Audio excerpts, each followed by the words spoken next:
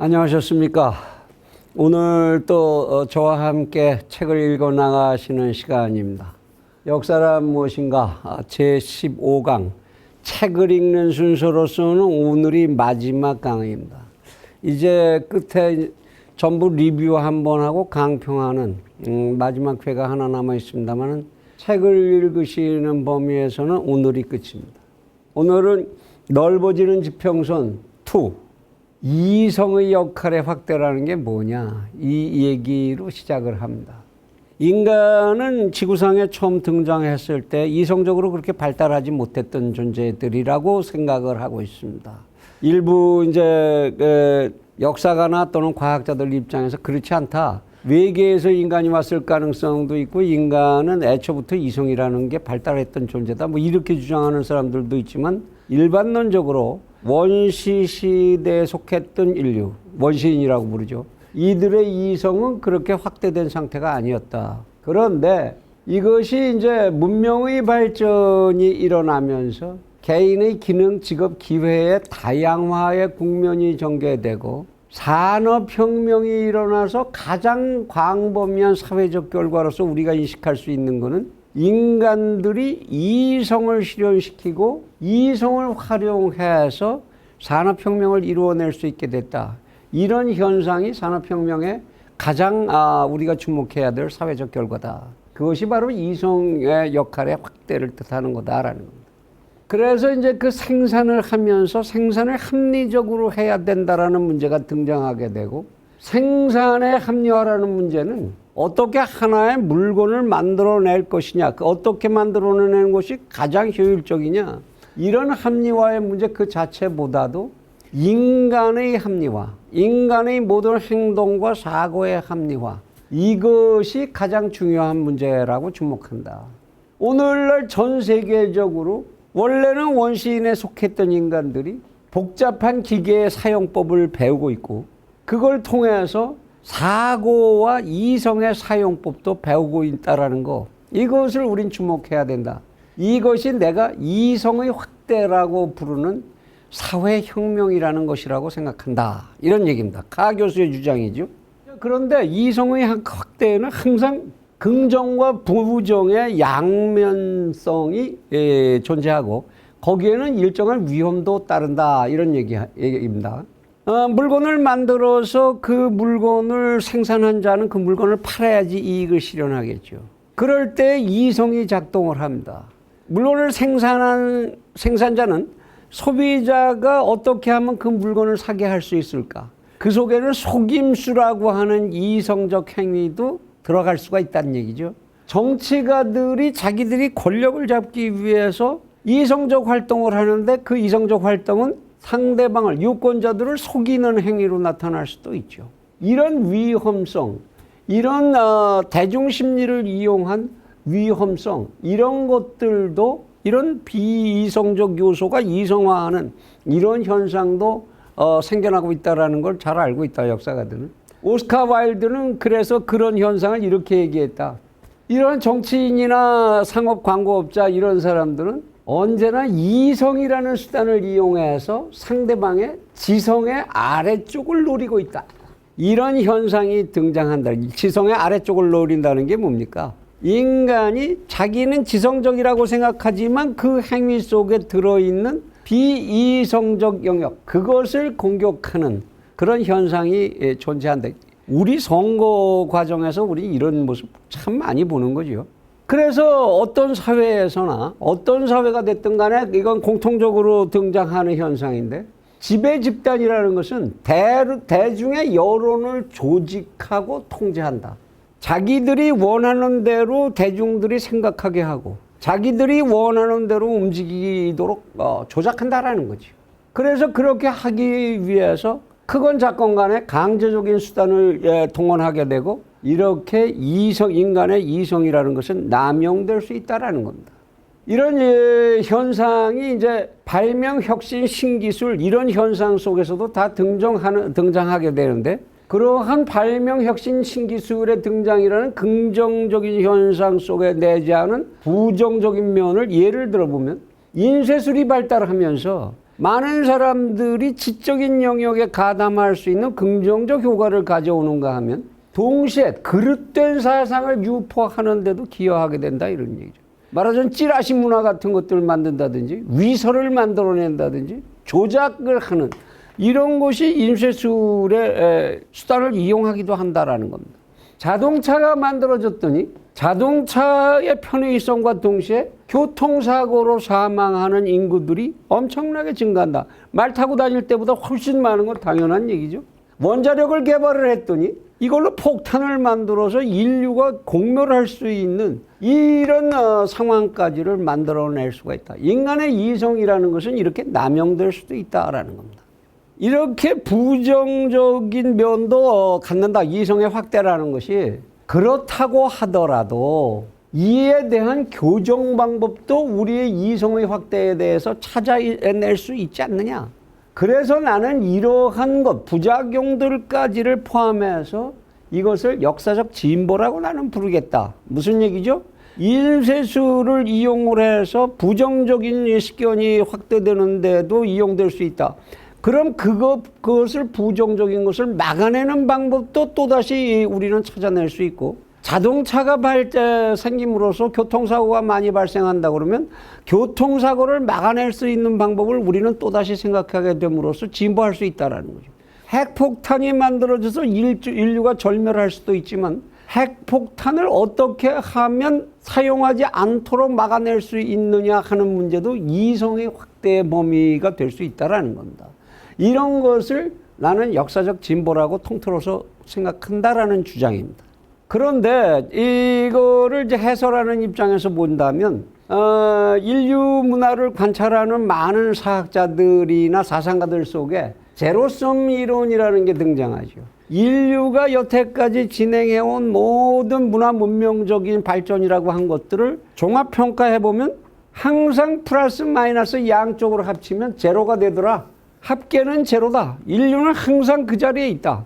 그 증거로서 인류는 지금도 2000년 전의 사상가들, 석가모니나 예수나 공자나 이런 사상에 의지하고 있다라는 거죠. 거기서 한 발짝도 더 나가지도 못하고 거기에 머물러 있다. 인류의 역사는 이런 제로섬의 현상을 보이고 있다라는 건 그럼 가 교수는 어떻게 이해할 거냐? 여기에 대한 이야기는 하지 않고 있는 거죠. 말하자면 아까 문제가 있던 거 이렇게 해결할 수 있다? 그 해결 방법이 나오면 또다시 문제가 있는 거죠. 그것도 해결하려면 또 문제를 내는 거죠. 이것이 인류의 역사의 궤적 아니냐? 이것에 대한 해설이 좀 있었어야 한다라는 생각을 하게 된다는 겁니다. 이에치카는 이렇게 또 이제 진보에 관한 이야기를 확대해 가는데요. 이런 인간의 이성의 확대를 통해서 세계적 균형이 변화하고 있다. 이런 이제 이성적 확대 현상 외에 인류 역사가 가져오는 발전적인 혁명의 제2의 측면이 있는데 이거는 세계적 균형의 변화다. 이러한 산업혁명이 일어나고 역사에 대한 인식이 발전하고 이러기 이전의 세상일 때는 항상 유럽이 중심이었다라는 거예요. 모든 사고 가치 판단을 하는 것이 유럽이 중심이었는데 이것이 미국이 중심이 되고 여기다 일본이라고 하는 동양의 세력이 유럽 열강에 편입되어서 가치관의 확대를 가져오게 되고 이것이 동유럽과 아시아의 공산혁명이라는 형태까지를 생각해야 되는 범위로 늘어나고 여기에 아프리카 세력까지가 가담하게 된다. 이렇게 해서 세계적인 가치관의 변화, 선택의 변화, 이성의 확대의 변화는 새로운 균형을 만들어 나가는데 그런데 영국에 있는 이 한심한 학자들은 이러한 발전을 맹목적이고 모리해한 눈으로 여전히 자기중심적 입장에서만 바라보고 있을 뿐이다. 그래서 이들의 시야가 이렇게 편협한 것이다 라고 질타하고 있는 겁니다. 역사가에 있어서 이성의 확대라는 것이 가지는 결정적인 의미는 인간은 그저 지구상에 존재했던 다른 생명체들처럼 그런 자연의 일부로서 그저 그렇게 생존하면서 살아왔던 그런 존재에서 그래 그거는 스스로의 역사를 만들지 못했던 자연의 일부였던 그런 존재로부터 대중 또는 민중이라고 불리는 이런 계급을 말하죠. 국민과 대륙이 역사의 현장으로 편입되게 되었다라는 것. 자연적인 자연의 일부라는 존재로부터 계급이라고 하는 사회성을 만들어내게 되고 국민과 대륙 간의 관계라고 하는 이런 새로운 역사의 현장을 만들어내게 됐다는 것. 이것이 역사가에게 있어서 주목해야 되는 이성의 확대가 가지는 의미다라는 겁니다. 그래 18세기의 역사를 보면 유럽의 물론 중심이죠. 여기까지도. 그 이전의 역사는 엘리트들이 만들어내는 역사였습니다. 그러다가 19세기가 넘어가면서 그러니까 산업혁명이 완성되고 그 이후로 넘어가면서 국민사회라고 하는 역사 그리고 그 역사관이 새롭게 등장하게 된다라는 겁니다. 엘리트 중심적인 사회관으로부터 이렇게 이성적인 지평선이 넓어지고 있다라는 거죠. 액튼이라고 하는 사학자 굉장히 많이 나왔죠. 이 카가 굉장히 많이 인용한 사학자죠. 세계사라고 하는 것은 모든 나라의 역사를 다 합쳐서 묶어놓은 게 아니다. 세계사라고 하는 것은 모든 국가가 인류의 공동복지에 이바지한 시기와 정도에 따라서 그 가치가 평가되게 된다. 이런 얘기인데요. 무슨 얘기냐? 이게 이성의 지평선이 넓어지는 거하고 무슨 상관관계냐? 지구상에는 한 200개의 나라가 있습니다. 세계사라고 하는 거는 그 200개의 나라의 역사를 다 편집해서 묶어놓은 것이 그게 세계사가 아니라 인류가 공동으로 추구하는 이성의 발달 상황, 그것에 기여한 그런 나라들의 역사, 그런 사건들, 그거를 묶어놓은 것을 세계사라고 불러야 한다. 결국 무슨 얘기죠? 인간의 이성이 지향하고 있는 어떤 공통적인 목표가 있고 그렇게 이성적 지평이 넓어지는 쪽에 기여한 집단들, 그들이 만들어내는 것이 역사다. 역사로 평가되는 것이다. 이런 얘기입니다. 그런데 최근에 와서 반성하거니와 영어 사용을 하고 있는 국가, 지금 지구상에는 영어 사용 국가들이 상당히 자기들은 우월하다라고 하는 그런 자기 착각에 빠져 있는 게 현실적인 얘기이기도 합니다. 그러니까 영어권 국가에 가서 얘기하다 보면 영어 할 줄 모르면 일단 지적으로 이성적으로 떨어진 사람을 일단 평가하고 들어오는 게 그들의 아주 나쁜 습관이죠. 그죠? 그리고 저희들끼리 이제 모여서 얘기할 때, 영어가 수능털이야, 뭐 이래갖고 그 사람의 인격까지도 영어로 평가하는 이런 경향들이 솔직히 나타나고 있는데 그것이 역사관과 학풍에까지도 이제 영향을 주고 있고 그게 이러한 영어 사용권을 세계사 속에서 고립시키는 결과를 가져오게 된다라는 겁니다. 영어 사용 국가에서는 우리들끼리 모여서 다른 나라들과는 다른 대륙들이 터무니없는 행동으로 우리 문명의 은혜와 혜택으로부터 우리 문명의 은혜와 혜택, 다른 나라들은 영어 사용 국가들 덕분에 그래서 문명을 누리고 산다, 이런 얘기, 이런 착각을 하는 자위 행위 따위를 하고 있다. 그러나 막상 한 발짝 떨어져서 바라보면 고립되고 있는 것은 이해력도 이해하려는 성의도 없는 우리 자신이 아니겠느냐라는 반성을 영국 사회에다가 카가 던지는 얘기입니다. 여기 또 이제 액튼의 얘기를 또 인용을 하는데요. 액튼은 혁명이라는 거, 이거는 근대에 있어서, 근대라는 게 이제 산업혁명이 일어난 시기로부터 근대라고 부른다고 그랬죠. 근대에 있어서의 진보를 하는 방법은, 인간이 지적으로 진보하고 행위적으로 진보하는 방법은 혁명이었다라는 겁니다. 액트는 이념적 지배란 자유주의를 의미하는 것이고 자유주의는 혁명을 의미하는 것으로 믿었다. 지난 시간에 얘기를 했었는데요. 인류는 프랑스 혁명이 있기 전까지는 우리가 정말로 목표로 하는 가치라는 것이 무엇인지를 몰랐다는 겁니다. 그런데 프랑스 혁명이 있고 나서 그 혁명을 통해서 인간이 이성적으로 각성을 하게 된 게 뭐죠? 우리가 추구했던 자유라는 가치였어. 이것을 인간들은 혁명을 통해서 인식을 하게 됐다. 이런 공부를 지난 시간에 했죠. 거기와 서로 통하는 얘기라고 해야 할 겁니다. 오늘에 와서 이제 그 카 교수가 보기에 자유주의라고 하는 것은 사회의 보수주의의 밑바탕으로 이제 이해가 되고 있지만 변화라는 것을 역사의 발전적 요인으로 본다는 감각과 이성은 변화의 복잡성을 이해하기 위한 길잡이라는 믿음은 유효하다. 참 무슨 말인지 참 알아듣기 좀 어렵죠. 근데 무슨 얘기냐? 변화라고 하는 것, 인류 역사에서 인간이 말하자면 농업 사회로부터 공업 사회로, 공업 사회로부터 농공상의 사회로 이렇게 변화해가는 그런 발전적 요인으로 자유주의라는 것을 이해한다는 거. 이거는 감각과 이성은 변화의 복잡성을 이해하기 위한 길잡이이다. 무슨 얘기냐? 이러한 인간이 그렇게 변화를 만들어내기 위한 감성과 이성, 이것이라는 복잡성을 이해하려면 그 속에 자유주의라는 인식이 자리 잡았어야 그때 인간은 인간의 감각과 이성이 변화를 만들어내는 원천이고 그것이 자유주의라는 것을 만들어내는 것이로구나. 말하자면 자유주의라는 것이 먼저 선행해 있는 것이 아니라 인간이 이성을 확대해감으로 해서 본성적으로 가지고 있던 감각과 이성의 변화, 이걸 통해서 자유주의라는 것을 형성시키게 된다. 그래서 이것이 인류의 발전과 변화를 만들어내는 길잡이라는 거, 이런 주장을 하고 있습니다.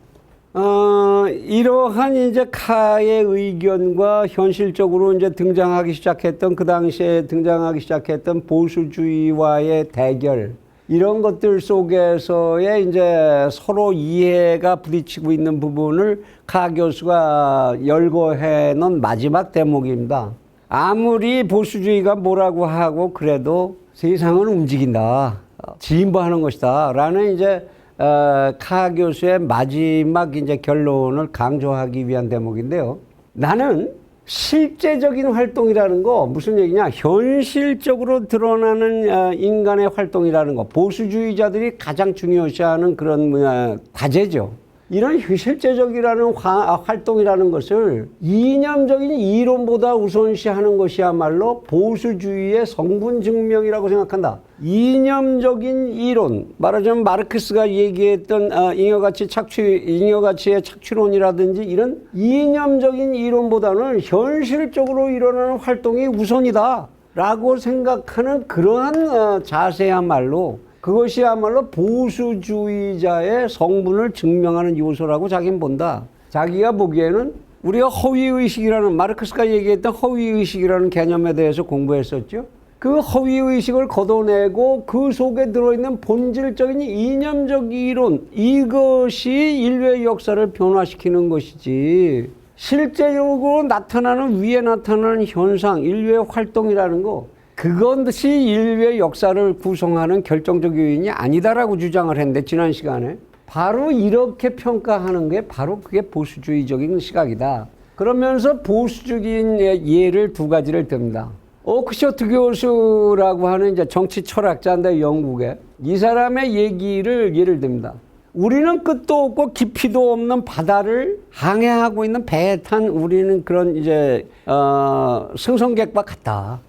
그 배에는 출발점이라는 것도 없고 예정된 목적지도 없고, 우리가 바랄 수 있는 것은 이 배가 그냥 가라앉지만 않고 가만히 떠 있는 것일 뿐이다. 우리의 인류의 역사라는 건 그런 거다. 이런 장래에 대한 원대한 근본 사상을 모욕하는 유행어가 통용되고 있다. 카 교수는 이러한 오크쇼트 교수의 이러한 시각, 이거를 뭐라고 타기하냐 하면 원대한 근본 사상, 장래에 대한 원대한 근본 사상을 모욕하는 유행어다. 여러분은 어떻게 생각하십니까? 오크쇼트 교수는 인류의 역사라는 거, 인류가 반드시 도달해야 될 목적지, 그런 거 증명할 수 있냐? 우리는 반드시 어디로 가야만 한다라는 거 존재하고 있냐? 우린 그런 거 없어. 다만 이 배가 난파해서 내가 원하지 않은 상태에서 내 수명을 절멸하게 되는 일만 없으면 되는 거야. 그게 인류가 처해 있는 역사적 현실이야. 이렇게 얘기했는데, 이거는 미래에 대한 원대한 근본 사상을 모욕하는 행위다. 이렇게 이제 카 교수는 이제 난타를 했죠. 포포 교수 같은 사람의 이야기에도 이제 이렇게 난타를 한다. 포포 교수는 우리는 사회 전체를 개혁한다라고 하는 그런 어떤 확고한 명분이나 논리적 귀결을 가지고 있지 않다. 사회 전체라는 걸 뭘 위해서 어떻게 바꿔야 한다는 걸 누가 증명할 수 있냐. 그런 것은 주어진 사실도 아니고 그것은 우리가 도달할 수 있는 이성적 목표도 아니다라고 포포 교수는 주장하는 사람인데, 그래서 그 사람은 무슨 얘기를 하느냐. 우리가 할 수 있는 것은 오로지 단편적인 사회 대책, 오늘 현재 여기에서 우리가 공동으로 느끼고 있는 고통과 어려움을 어떻게 해결할 것이냐라고 하는 단편적 사회 대책, 이것이 우리가 선택하고 모색해야 할 유일한 과제다. 이렇게 포포 교수가 얘기를 했죠. 이런 얘기들은 다 뭐다? 장래에 대한 원대한 근본 사상을 모욕하는 유행어일 뿐이다. 이렇게 공격을 합니다. 그러나 카 교수는 자신은 이렇게 생각한다는 겁니다. 인간의 이성을 기존에 형성되어 있는 그러한 고답적인 이제 한심한 이러한 말하자면 마르크스의 얘기를 빌리자면 허위의식, 그런 식의 사고를 나는 용인할 수가 없다. 인간 세계의 진보는 과학에 있어서나 역사에서나 사회에서나 인간이 자기 자신을 현존 방식의 단편적 개량에만 국한시킨다는 태도로서는 성취될 수 없다. 무슨 얘기죠? 야, 요거보다는 요게 좀 낫지 않겠어? 요거보다는 조금 이게 낫지 않겠어? 과학에 있어서나 사회적 논리에 있어서나 이와 같이 원 밑바닥에 흐르고 있는 원대한 논리적 뿌리에 의지하지 않고 현재 일어나는 현상을 개량하고 개선하는 정도, 이런 식으로만 인류의 역사를 지속하면 된다라는 이런 사고에 나는 동의할 수 없다, 이런 얘기입니다. 나는 영어 사용 세계의 역사가, 사회학자, 정치학자들이 인류의 진보를 수행하기 위한 용기를 잃고 있다고 생각한다. 영어에 몰입해갖고 영어 문화, 이게 결국 뭐예요? 영어권이 가지고 있는 역사적 전통, 피상적인 경험의 누적, 그 사이에서 형성된 그러한 사고, 거기에만 몰입해 있는 이런 한심한 역사가 사회학자, 정치학자들의, 이들은 인류의 진보라는 것을 과감히 앞장서서 수행해 나갈 용기를 잃은 사람들이다. 지금 요즘 그 학계에서 돌아가는 꼬라지를 보자니까 학계에서 변화라는 것이 성취, 기회, 진보로 생각되기보다는 변화라는 것을 두려워하고 공포의 대상으로 여기는 이러한 분위기가 확산되고 있는 것으로 보인다. 이 치카 교수가 이제 이 강의를 할 때 보면 이제 러시아 혁명이 끝나고 2차 대전이 끝나고 이런 뒤죠. 전 세계의 과격한 변화라는 것은 인류를 공포스럽게 만드는 요인이 될 수 있다. 이런 분위기가 확산되어 있는 것뿐이다. 그렇게 자기는 본다. 이런 얘기입니다. 그래서 오늘날 정치 경제의 전문가들이 흔히 하기 좋아하는 얘기는 뭐냐? 근본적인 원대한 사상이라고 하는 걸 믿지 마라. 무엇이든지 혁명적인 냄새를 풍기는 것은 피하라. 이런 권고를 하는 목소리밖에는 내 귀에 들어오는 게 없다. 전부들 변화의 두려움에 지금 갇혀 있는 것으로 본다. 이런 얘기입니다. 자기 생각에는 원대한 사상, 이 공산혁명의 이 깊은 논리, 이 원대한 사상, 또 그리고 그걸 통해서 혁명을 해서 새로운 세계를, 인류의 만인이 평등한 그런 사회를 만들겠다라는 그런 혁명적인 사상, 이런 것들은 전부 기피해라. 그런 건 상대하지 마라. 이런 이야기가 유행하고 있다라고 본다. 그러나 자기는 어떻게 생각하느냐. 인류의 역사는 진보한다는 데 대한 변함없는 낙관주의자다, 나는. 인류의 하루하루는 어제보다는 좀 더 나은 오늘, 오늘보다는 좀 더 나은 내일, 이거를 향해서 걸어가는 발걸음이라고 자기는 본다. 이거를 진보라고 얘기해야 되는 거 아니냐. 꼭 무슨 프롤레타리아트 혁명을 꼭 해야 된다는 거, 그것보다도 인류의 하루하루는 어제보다 항상 better life, 내일이 오늘보다 better life, 이렇게 된다라고 가정하지 않으면 인류가 역사를 계속해야 할 이유가 뭐냐라고 묻는 겁니다. 이래서 누가 뭐라고 하든 나는 이 격동하는 세계를 내다보면서 그래도 역시 그것은 움직인다. 무슨 얘기죠? 갈릴레오의 얘기죠. 종교 재판을 받으면서 지구가 돈다. 이 얘기 했다가 이제 너 그러면 그거 계속 주장하면 죽여. 그러니까 알겠습니다. 그 말을 철회하겠습니다. 그래 놓고 그 재판정에서 밖으로 나와서 혼자서 중얼거렸다는 말 아닙니까? 그래도 역시 지구는 돈다.